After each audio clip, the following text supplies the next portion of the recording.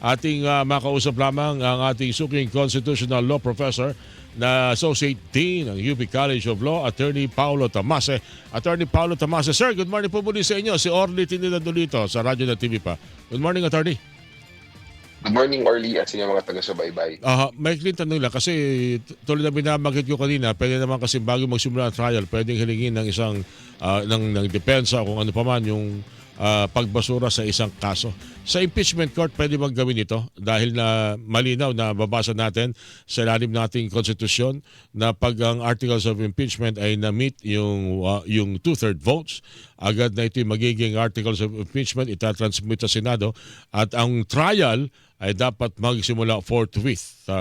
Pwede bang itong hilingin na pag nasa impeachment court na ibasura ng walang paglilitis, Attorney Paulo?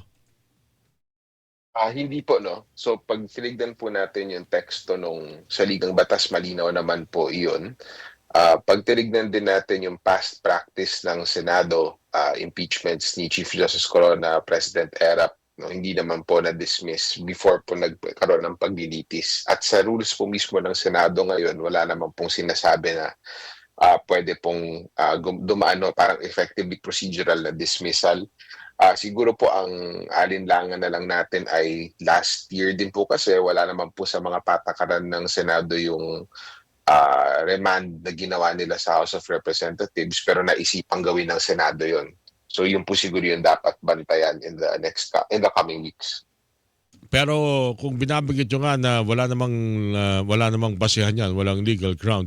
Kasi nangyari last year dahil nga doon sa may pending na petition o kaso sa Korte Suprema. Pero itong walang tatayuan, posible na hindi ito magtagumpay anumang pagtatangka na ito i-quash o ibasura. Opo, no, kailangan po talaga itaguyod iyon na hindi po, meron naman na pong prosecutors ngayon, yun po yung pagkakaiba last year, no? Kasi Senado lang po ang nag-decide on their own. Yung pagkakaiba ngayon ay may panig na, may mga abogado na on both sides. So kailangan po labanan yun. And kaya po ganoon, no? Kasi yung kasanayan na po natin sa impeachment, parang hindi naman po kasi talaga siya dapat parang legal na proseso. Yung mga abogado po kasi sa court proceedings, mayroon po talaga mga dismissals na maaga. No? Pero hindi po yun yung pake ng impeachment. Yung pake po ng impeachment ay yung katotohanan. Mm-hmm. So dapat pumunta talaga siya sa paglilitis at yung pagpapakita ng ebidensya. Mm-hmm. Attorney Paulo, isang tanong na lang. Anong sinasagot ninyo kung may estudyante sa inyo dyan sa UP College of Law na magtatanong sa inyo na okay pa ba ito nangyayari sa Senado ngayon? Noong nakarang linggo may nag-walkout. Ngayon naman hindi nag-boycott. Samot-sari na lang ng mga termino naririnig natin.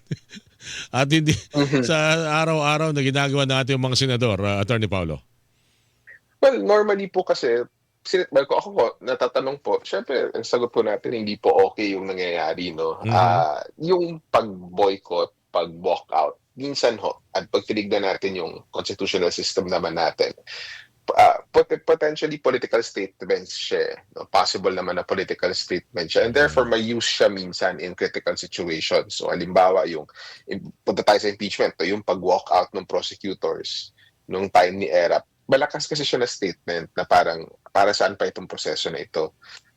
Yung walk out ng minority last week, ako, dahil naman doon sa dahilan nila na parang pinatitigil ang debate, no?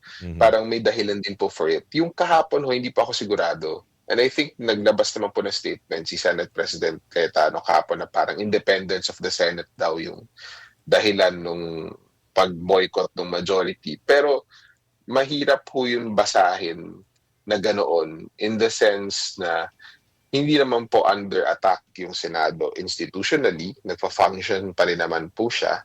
At pangalawa, mahirap ihiwalay doon sa reality na may numbers involved kahapon. Kung wala na po si Senator Jinggoy doon sa session at meron na namang rumors ng Rigodon sa Senado, baka yun po yung potentially na iniiwasan. In any event, parang halata po na dahil maraming puro-puro.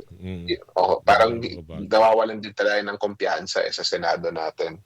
Alright. Attorney Pau, maraming salamat sa maikling pagkakataon at panahon kami inyong pinagbigyan ngayong umagang ito ng Martes. Thank you, sir. At mabuhay po kayo. Magandang umaga. Maraming salamat din po.